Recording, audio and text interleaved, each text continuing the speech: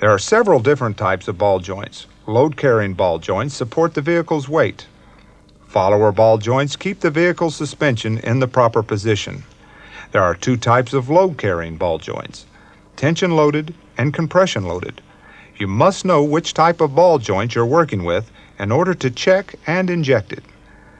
Some vehicles have two ball joints on each side, a load-carrying ball joint and a follower. The load-carrying ball joint carries the vehicle weight and is always attached to the control arm which the spring or torsion bar acts upon. The follower ball joint carries no vehicle weight. There are two types of load-carrying ball joints, tension-loaded and compression-loaded. Tension-loaded ball joints are pulled into their sockets by the vehicle weight, and the compression ball joints are pushed into their sockets by the vehicle weight. Inject all ball joints with the vehicle at normal ride height. Load all tension-loaded ball joints when injecting them. Put the vehicle weight on its tires. Unload all compression-loaded ball joints before injecting, with no vehicle weight on the tires. You may have to block between the frame and upper control arm in order to unload the ball joint with the vehicle at ride height. Inject the follower ball joints either loaded or unloaded, as long as the vehicle is at its proper ride height. Unload this tension-loaded ball joint to check for looseness. Pry up under the wheel and tire while feeling for movement. Do not confuse wheel bearing in play with ball joint movement.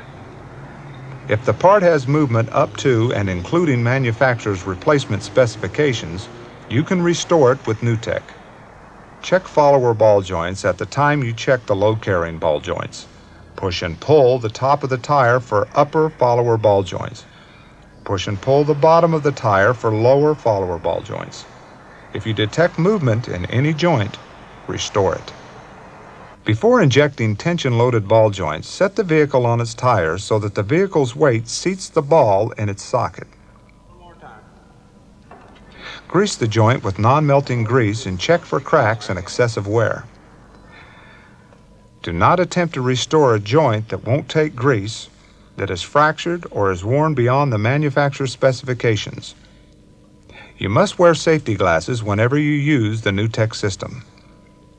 Remove the grease fitting and check the depth of the joint for adapter clearance. Use the adapter that allows the injection tool to be upright during the injection process. Screw the injection tool loaded with TA63 polymer into the adapter. Connect the safety strap and the air hose.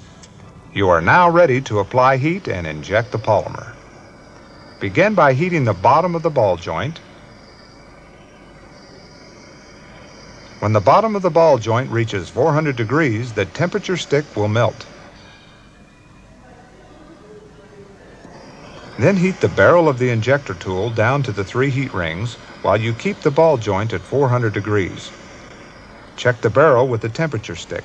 When the stick melts, the polymer is molten and ready to be injected. Hold the torch lightly against the indicator pin as you press the air trigger. Release the pin, it will go up slowly.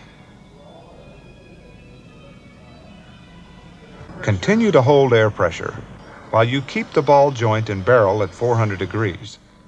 As the leading edge of the polymer cools, it hardens and stops the flow of polymer into the ball joint. Some large ball joints may take an entire stick of polymer, but most will be filled with about 1/2 of a stick, which is equal to 1 inch of movement on the indicator pin. Since you've heated the ball joint before injecting it, cool it before you remove the injection tool. Direct compressed air into the base of the adapter for 10 to 12 seconds to set up the polymer. Release the air pressure. Remove the safety strap, unscrew the barrel from the adapter, and go on to the next joint. When the joint is cool, check for movement. If there is no movement, the joint is properly restored. Remove the adapter and drill through the polymer bushing, being careful not to damage the threads. Replace the grease fitting, steer the wheels lock to lock, and grease the joint.